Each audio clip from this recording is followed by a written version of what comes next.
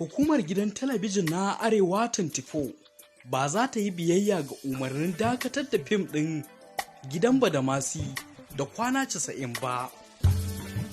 Tun da farko dai hukumar ta ce fina-finai ta jihar Kano ce a ƙarƙashin shugabanta Ismail Afa Kalla ta aikawa da tashar Arewa24 zungureriyar takarda da a ciki take ba da umarnin a dakatar da haska waɗannan fina-finai masu matuƙar farin jini wato Gidan Bada Masi da kuma kwana 90 saboda a cewar hukumar ba a kai mata fina-finan ta tankaɗe su ba.